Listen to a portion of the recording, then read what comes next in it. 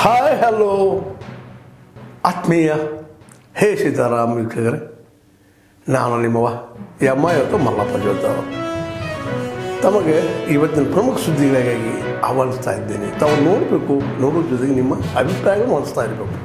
ಈ ಪ್ರಮುಖ ಸುದ್ದಿಗಳು ನೋಡ್ತಾ ಹೋಗಿ, ಜೊತೆಗೆ ನಿಮ್ಮ ಅಭಿಪ್ರಾಯ ತಿಳಿಸ್ತಾ ಹೋಗ್ರಿ ಅಂತ ಹೇಳ್ತಾ ನೋಡಿ. ಈ ಸುದ್ದಿಗಳೆಲ್ಲ ಬರ್ತಾ ಇದ್ದಾವೆ. ನಮ್ಮ ಭಾಗದವರೇ ಆಗಿರ್ತಕ್ಕಂಥ ಕಲ್ಯಾಣ ಕರ್ನಾಟಕ ಭಾಗದವರೇ ಆಗಿರ್ತಕ್ಕಂಥ ಜೇವರಿ ತಾಲೂಕಿನವರಾಗಿರ್ತಕ್ಕಂಥ ಮತ್ತು ಸಮಾಜ ಸೇವೆಯಲ್ಲಿ ತಮ್ಮದೇ ಚಟುವಟಿಕೆಯಲ್ಲಿ ತೊಡಗಿಸಿಕೊಂಡಿರ್ತಕ್ಕಂಥ ವೃತ್ತಿಯಲ್ಲಿ ವೈದ್ಯರಾಗಿರುವಂಥ ಡಾಕ್ಟರ್ ಶಂಭುಲಿಂಗ ಮನುಗುಳಿಯವರು ಏನು ಈ ಒಂದು ರಾಜೀವ್ ಗಾಂಧಿ ವಿಶ್ವವಿದ್ಯಾಲಯ ಏನು ಸಿನೆಟ್ ಚುನಾವಣೆಗೆ ಸ್ಪರ್ಧಿಸಿದ್ದಾರೆ. ಆ ಒಂದು ಚುನಾವಣೆಯಲ್ಲಿ ಸುಮಾರು ಕರ್ನಾಟಕ ರಾಜ್ಯಾದ್ಯಂತ 23 ಅಭ್ಯರ್ಥಿಗಳಿದ್ದಾರೆ. ಆದರೆ ಕಲ್ಯಾಣ ಕರ್ನಾಟಕ ಪ್ರದೇಶ 7 ಜಿಲ್ಲೆಗಳಲ್ಲಿ ಡಾಕ್ಟರ್ ಶಂಭುಲಿಂಗ ಮನುಗುಳಿಯವರು ಒಬ್ಬರೇ ಸ್ಪರ್ಧಿಸಿದ್ದಾರೆ, ನಮ್ಮ ಭಾಗದವರು. ಹಾಗಾಗಿ ಆ ಒಂದು ಚುನಾವಣೆಯಲ್ಲಿ ಕಲ್ಯಾಣ ಕರ್ನಾಟಕ ಭಾಗದ ಎಲ್ಲ ಮತದಾರರು, ಏನು ಪ್ರೊಫೆಸರ್ಗಳಾಗಿರ್ಬೋದು, ಲೆಕ್ಚರ್ಗಳು, ಎಲ್ಲರೂ ಶಂಭುಲಿಂಗ ಮನುಗುಳಿಯವರು ನಿಂತಿಲ್ಲ, ನಾವೇ ಸ್ವತಃ ನಿಂತೀವಿ, ಸ್ಪರ್ಧೆ ಮಾಡಿವಿ ಅಂತಕ್ಕಂಥ ಮನೋಭಾವನೆ ಹೊಂದಿ ಕಲ್ಯಾಣ ಕರ್ನಾಟಕ ಭಾಗದ ಒಂದು ವ್ಯಕ್ತಿಗೆ ಆ ಒಂದು ಸ್ಥಾನದಲ್ಲಿ ಕೆಲಸ ಮಾಡಲಿಕ್ಕೆ ಅವಕಾಶ ಮಾಡಿಕೊಡಬೇಕು.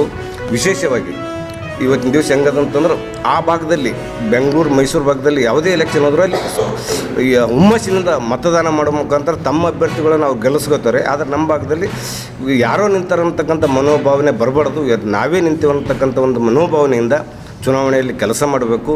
ಅದ್ರಾಗ ವಿಶೇಷವಾಗಿ ಇವ್ರದ್ದು ನಂಬರ್ ಹೆಂಗಿದೆ ನೋಡಿ ಅಂತಂದರೆ, ಇದು ನಂಬರ್ ನೋಡಿದರೆ ಸಾಕು, ಬಹುಶಃ ನಮ್ಮ ಮಂದಿ ಸೀದಾ ಅದು ನಂಬರ್ ಕೊಡ್ತಾರೆ. ಯಾಕಂತಂದ್ರೆ ನಮ್ಮ ಭಾಗಕ್ಕೆ, ಕಲ್ಯಾಣ ಕರ್ನಾಟಕ ಭಾಗಕ್ಕೆ ಸ್ವಾತಂತ್ರ್ಯ ಸಿಕ್ಕಿದ್ದೇ ಸೆಪ್ಟೆಂಬರ್ 17ಕ್ಕೆ ಸರ್ದಾರ್ ವಲ್ಲಭಭಾಯ್ ಪಟೇಲ್ ಕೊಟ್ಟದ್ದು. ಅದ್ರ ಜೊತೆಗೆ ಇವ್ರು ನಂಬರ್ 17 ಇರೋದರಿಂದ ಅವರಿಗೆ ಒಂದು ಈ ನಮ್ಮ ಭಾಗದವ್ರಿಗೆ ಆ ಒಂದು ನಂಬರ್ಗೆ 17 ನಂಬರ್ಗೆ ಒಂದು ಮತದಾನ ಮಾಡುವ ಮೂಲಕ ಕಲ್ಯಾಣ ಕರ್ನಾಟಕದ ವ್ಯಕ್ತಿಗೆ ಆ ಒಂದು ಕೆಲಸ ಮಾಡಲಿಕ್ಕೆ ಅವಕಾಶ ಕೊಡ್ಬೇಕಂತೇಳಿ ಎಲ್ಲ ಮತದಾರರಲ್ಲಿ, ಕಲ್ಯಾಣ ಕರ್ನಾಟಕದ ಪ್ರತಿಯೊಬ್ಬ ಮತದಾರರಲ್ಲಿ ಕಲ್ಯಾಣ ಕರ್ನಾಟಕ ಜನತೆಯ ಪರವಾಗಿ ನಾನು ವಿನಂತಿಯನ್ನು ಮಾಡ್ಕೊಳ್ತಾ ಇದ್ದೀನಿ. ಅದರ ಜೊತೆಗೆ ಈ ಚುನಾವಣೆ ಸಂಬಂಧಿಸಿದಂತೆ ಮತ್ತು ಈ ಚುನಾವಣೆ ಯಾವ ರೀತಿ ಆಗ್ತದೆ, ಆ ಚುನಾವಣೆಯಲ್ಲಿ ಅವ್ರ ಕೆಲಸ ಏನಿರುತ್ತೆ ಅಂತಕ್ಕಂಥದ್ದು, ಈ ಚುನಾವಣೆಯಲ್ಲಿ ಸ್ಪರ್ಧೆ ಮಾಡಿರ್ತಕ್ಕಂಥವ್ರು ನಮ್ಮವರೇ ಆಗಿರ್ತಕ್ಕಂಥವ್ರು ಡಾಕ್ಟರ್ ಶಂಭುಲಿಂಗ ಮನುಗುಳಿಯವರು ಕೂಡ ತಮ್ಮನ್ನು ಉದ್ದೇಶಿಸಿ ಒಂದೆರಡು ಮಾತನಾಡಿ ತಮ್ಮ ಒಂದು ಸಹಕಾರ ಪಡಿಬೇಕು ಅಂತೇಳಿ ಕೇಳ್ಕೊತಿದ್ದೇನೆ. ಎಲ್ರಿಗೂ ನಮಸ್ಕಾರ. ನಾಳೆ ಬೆಳಗ್ಗೆ 11 ಗಂಟೆಗೆ ತಮ್ಮೆಲ್ಲರಿಗೆ ನೆನಪಿರ್ಬೋದು, ಇಡೀ ಕಲಬುರಗಿ ಜಿಲ್ಲೆಯಲ್ಲಿ ಏನೇನು ಘಟನೆ ನಡೀತಾ ಇದೆ. ಈಗ ಮತ್ತೊಮ್ಮೆ ತಮಗೆ ನೆನಪು ಮಾಡ್ತಾ ಇದ್ದೀನಿ. ಆ ಘಟನೆಗಳು ನಮ್ಮ ಬಂಜಾರ ಸಮುದಾಯದ 2 ಮಕ್ಕಳು, ಒಬ್ಬ ಮಗು 11 ವರ್ಷದ ಮಗುಗೆ ಯಡ್ರಾಮಿಯಲ್ಲಿ ಅತ್ಯಾಚಾರ ಆಗಿದ್ದು, ಅದನ್ನು ಜಿಹಾದಿನೇ. ಮತ್ತು ಅಶೋಕ್ ನಗರ ಪೊಲೀಸ್ ಠಾಣೆ ಲಿಮಿಟಲ್ಲಿ 16 ವಯಸ್ಸಿನ ಹುಡುಗಿಗೆ ಕಿಡ್ನಾಪ್ ಮಾಡ್ಕೊಂಡು ಹೋಗಿದ್ದಾನೆ, ಈಗ ತನಕ ಸಿಕ್ಕಿಲ್ಲ, ಅದನ್ನು ಸಹ ಬಂಜಾರ ಸಮುದಾಯದೇ. ಮತ್ತು 3ನೇದ್ದು 75 ವರ್ಷದ ಅಜ್ಜಿಗೆ ರೇಪ್ ಮಾಡಿದಂಥದ್ದು, ಅದನ್ನು ಜಿಹಾದಿನೇ. ಮತ್ತು ಅದೇ ನಮ್ಮ ವಡ್ರ ಸಮಾಜ, ಭೂವಿ ಸಮಾಜದ ಮತ್ತೊಬ್ಬ ಯುವತಿ, 17 ವಯಸ್ಸಿನ ಯುವತಿ, ನಮ್ಮ ಚಿತ್ತಾಪುರ ಆಶ್ರಯ ಕಾಲೋನಿಯಲ್ಲಿ ರೇಪ್ ಆಗಿದ್ರು ಸಹ ಅದನ್ನು ಮಾಡಿದ್ದು ಜಿಹಾದಿನೇ. ಅದೇ ತರ ನಮ್ಮ ಸರ್ಕಾರ ಆಸ್ಪತ್ರೆಯಲ್ಲಿ, ಜಿಮ್ಸ್ ಆಸ್ಪತ್ರೆಯಲ್ಲಿ ಒಂದು ಹುಟ್ಟಿದ ಮಗುಗೆ ಕಿಡ್ನಾಪ್ ಮಾಡಿದ್ನು ಜಿಹಾದಿನೇ. ಮತ್ತೊಂದು ವಿಷಯ, ಕಳೆದ ತಿಂಗಳದಿಂದ ಈಗ ತನಗೆ ಸಿಗ್ಲಾರಂತ ಒಬ್ಬ ಜಿಹಾದಿ ಸೋಹೆಲ್ ಎನ್ನುವ ಜೇವರ್ಗಿ ತಾಲೂಕಿನಲ್ಲಿ ನಮ್ಮ ಮಾದಿಗ ಸಮುದಾಯದ ಮಗುವಿಗೆ ಕಿಡ್ನಾಪ್ ಮಾಡ್ಕೊಂಡು ಹೋದ. ಈಗ ತನಕ ಆ ಜಿಹಾದಿಯನ್ನು ಪೊಲೀಸರು ಹಿಡಿಯಕ್ಕಾಗ್ತಾ ಇಲ್ಲ. ಅದಕ್ಕಾಗಿ ಎಲ್ಲರ ಜಾಗೃತಿಯಾಗಿ ನಮ್ಮ ಕಲಬುರಗಿ ಏನಿದೆ, ಏನು ಕೇರಳ ಸ್ಟೋರಿ ಏನು ಯಾವ ತರ ಪಿಕ್ಚರ್ಗಳು ತಾವೆಲ್ಲರೂ ನೋಡಿರ್ಬೋದು, ಅದೇ ತರ ಕಲಬುರಗಿಯ ಹಣೆಬರ ಆಗಿದೆ. ಬರುವ ದಿನಗಳಲ್ಲಿ ಇದನ್ನು ತಡೆಯೋಣ ಅಂದ್ರೆ ನಾಳೆ ತಾವೆಲ್ಲರೂ ಬಂದು ಈ ಹೋರಾಟವನ್ನು ಶಕ್ತಿ ತುಂಬ್ರಿ. ನಾಳೆ ಹಿಂದುತ್ವದ ಪರ್ವ ಯಾರ್ಯಾರಿದ್ದೀರಿ ಎಲ್ಲರೂ ತೋರಿಸಿಕೊಳ್ಳಿ. ಜೈ ಶ್ರೀರಾಮ್. ಮತ್ತು ಸಿಇಒ ಬಂದಿದ್ದಾರೆ, ಡಿಸಿ ಅವರು ಬಂದಿದ್ದಾರೆ. ನಾನು ಎಲ್ಲರ ಅಭಿಪ್ರಾಯವನ್ನು ಹೇಳಿದ್ದೇನೆ. ಅಚಾತುರ್ಯವಾದ ಘಟನೆ ಅಂತೂ ಕೂಡ ನನಗೆ ಅನಿಸ್ತದೆ. ಯಾರು ಪರ್ಪಸ್ಲಿ ಮಾಡುವಂತ ಇದಲ್ಲ. ಇಂಥ ದೊಡ್ಡ ಕಟ್ಟಡ ಆಗುವ ಮುಂದೆ ತಾವು ಅನೇಕ ಕಡೆ ಸಮಸ್ಯೆ ಆಗಿದ್ದು ನೀವು ಕಂಡಿದ್ದೀರಿ. ಅದಕ್ಕೆ ಒಳ್ಳೆಯ ಗುಣಮಟ್ಟದ ಕೆಲಸ ನಾವು ತೋರ್ತೀವಿ. ಮಾರ್ಚ್ ಏಪ್ರಿಲ್ನಲ್ಲಿ ಆ ಕಟ್ಟಡ ಲೋಕಾರ್ಪಣೆ ಮಾಡುವ ಉದ್ದೇಶ ಕೂಡ ಇದೆ. ಎಲ್ಲ ಸರ್ಕಾರಿ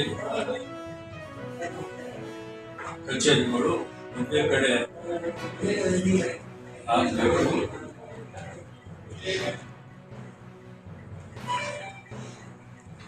ಅದು ಒಂದೇ ಕಡೆ ಆದರೆ ಜನರಿಗೆ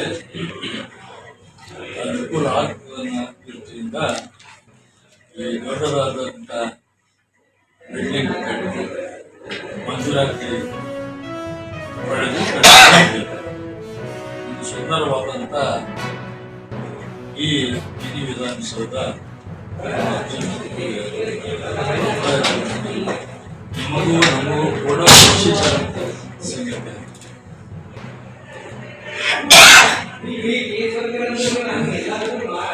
ಖುಷಿ ಥರ ನಮ್ಗೆ ಸಂಗತಿ ಅದ ಸರ್.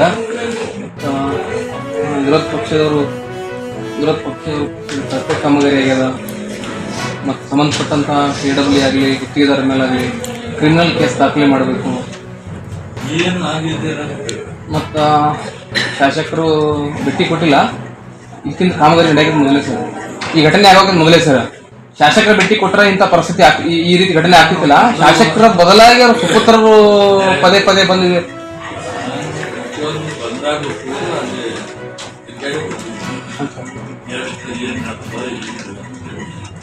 ಏನಾದ್ರು ಬೇಕಲ್ಲ, ಸಿಮೆಂಟ್ ಚೆಕ್ ಮಾಡಿದ್ರು, ಸ್ಟೀಲ್ ಚೆಕ್ ಮಾಡಿದ್ರು,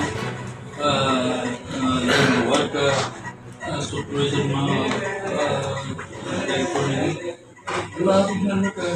ವಿರೋಧ ಪಕ್ಷ ವಿರೋಧ ಮಾಡ್ಬೇಕಂತ ಮಾಡ್ತಾ ಔಷಧಿ ಇಲ್ಲ.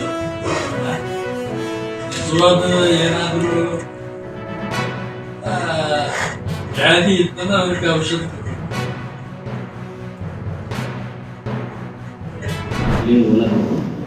ಲೈಸೆನ್ಸಲ್ಲಿ ಬಂತು. ಆಮೇಲೆ ನಾನು 2 ವರ್ಷದಿಂದ ಓಪನ್ ಮಾಡ್ತೀನಿ ಅಂತ ಹೇಳಿದ್ರೆ ಮಾಡ್ತೀನಿ ಅಂತ ಹೇಳಿದ್ರು. ಆಮೇಲೆ ಮನೆಯಿಂದ ನಾನು ಹೈಕೋರ್ಟ್ಗೆ ಹೋಗಿ ಆರ್ಡರ್ ಕಾಪಿ ತೊಗೊಂಬಂದೆ. ಅವ್ರು ಕೊಟ್ಟೆ ಆರ್ಡರ್ ಓಪನ್ ಮಾಡಿದ್ಮೇಲೆ ನೆಕ್ಸ್ಟ್ ಡೇನೇ ಕ್ಲೋಸ್ ಮಾಡಿದ್ರು. ಯಾಕಂತ ಕೇಳಕ್ಕೆ ಹೋದರೆ ಇನ್ನೂ ರಿಸಲ್ಟ್ ಕೊಡ್ತಾಯಿಲ್ಲ.